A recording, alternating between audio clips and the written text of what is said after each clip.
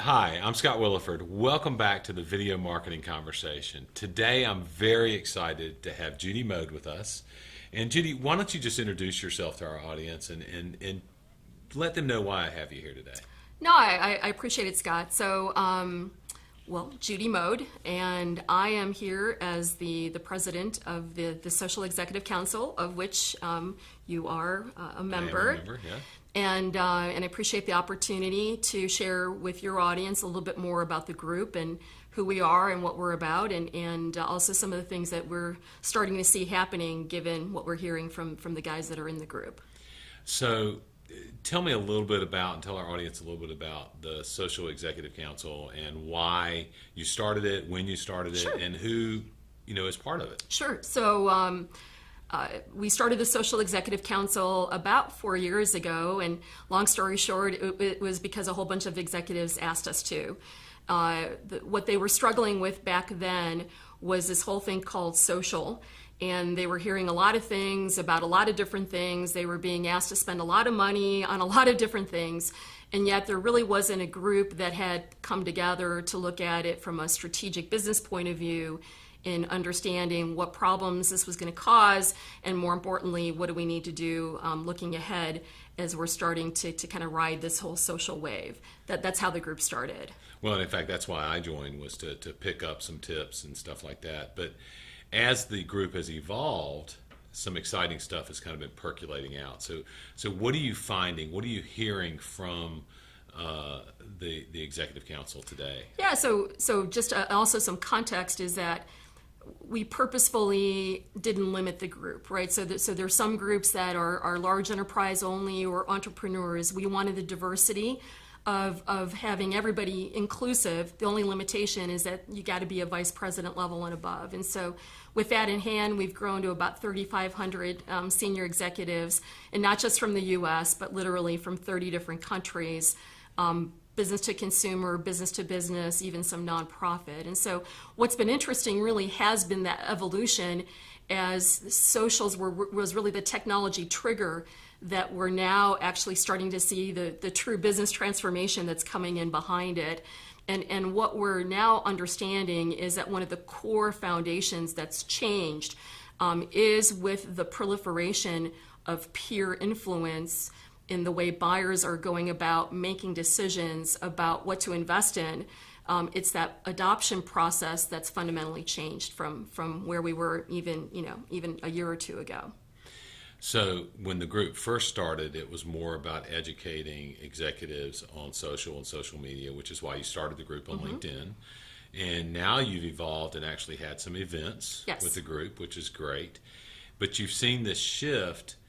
How did you say it again? The adoption process? Yeah. So what we are finding is that buyers are redefining adoption. In their mind, it's not the adoption of what we do, although we would love for it to be the adoption of what we do, but it's really going from the recognition of pain, which is what's fundamentally broken in their business, all the way through to how well do we solve the problem.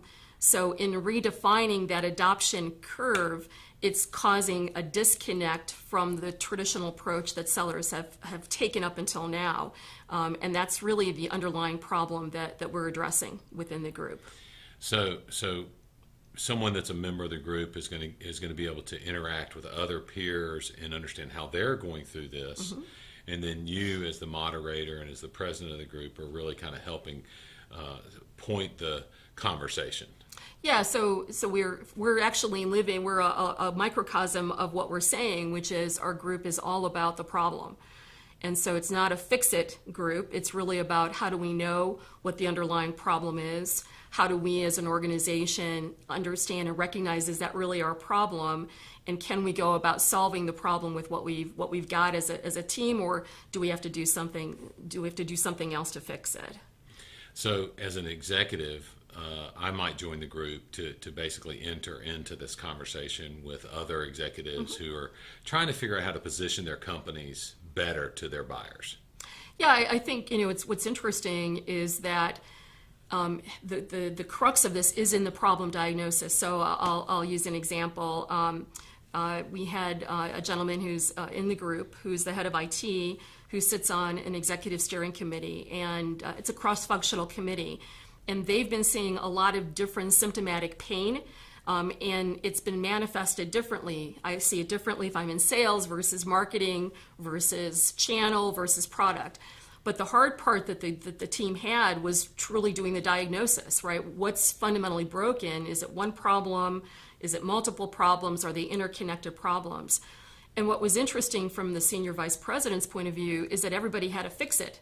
Everybody came to the table and said, hey, we need to do more advertising. No, we need to hire more channel partners. No, we need to buy a CRM system, without actually being able to define for him very specifically what's that underlying strategic problem. And that's the heart of it.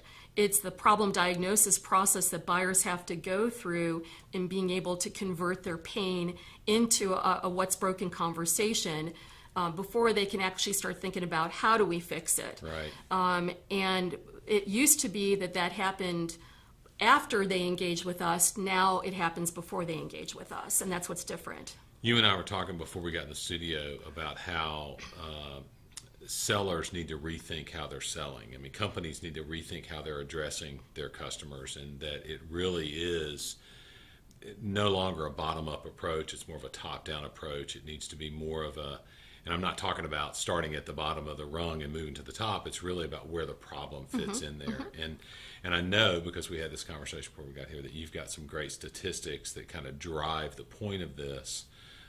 So why don't we do this? Why don't we take a quick break? I think we did a good job of kind of setting up the conversation, and then we'll come back and we'll dive into some of the specifics, because I do think this is really interesting.